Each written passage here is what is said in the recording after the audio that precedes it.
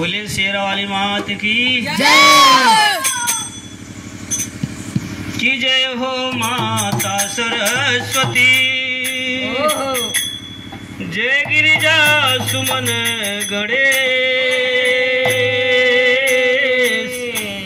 जय हो माँ मेरी दुर्गे, जय हे भारत देश। काली कपालनी जय मुंडवाली, अरे लाली रखो मातम शरणम नमामि, बरदायिनी कर गए पाणवीरा, राम सिंह सुरदेवा शरणम नमामि। आज कौन सा दिन है? घंटा कि तृतीय दिवस को आय के माँ चंड घंटा तूता, शक्ति भक्ति से भजन करूं माँ कर दे बेड़ा पार।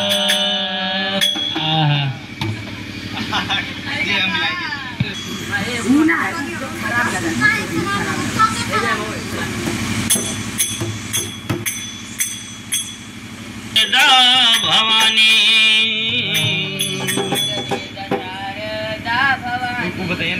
ईश्वर दे शारदा भवानी, हरि गुण गावे चाहतानी, दे शारदा भवानी, हरि गुण गावे चाहतानी, ईश्वर दे शारदा भवानी, हरि गुण गावे चाहतानी, ईश्वर दे भवानी, हरि गुण गावे।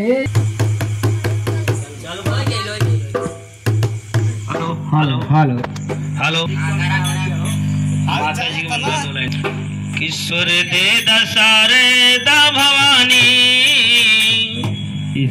ईश्वर दे शारदा भवानी, हरि गुण गावे चाहतानी, ईश्वर दे शारदा भवानी, हरि गुण गावे चाहतानी, हरि गुण गावे चाहतानी मैया, हरि गुण गावे चाहतानी, ईश्वर दे शारदा भवानी, हरि गुण गावे चाहतानी।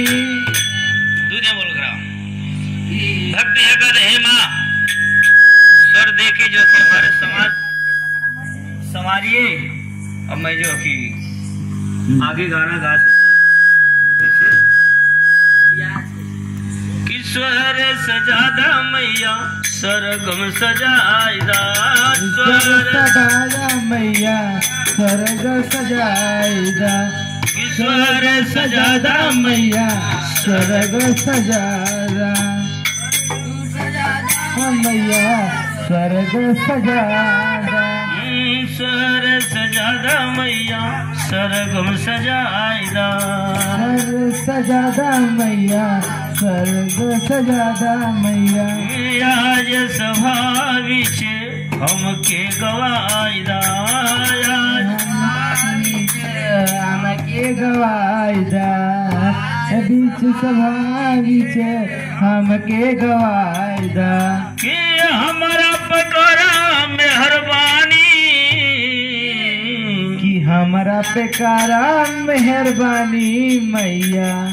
भक्ति का था कि हमारा पकड़ा मेहरबानी, हरि गुण गावे चाहतानी, सुर दे शारदा भवानी, हरि गुण गावे चाहतानी, सुर दे शारदा भवानी, हरि गुण गावे चाहतानी, ईश्वर दे शारदा भवानी, हरि गुण गावे चाहतानी।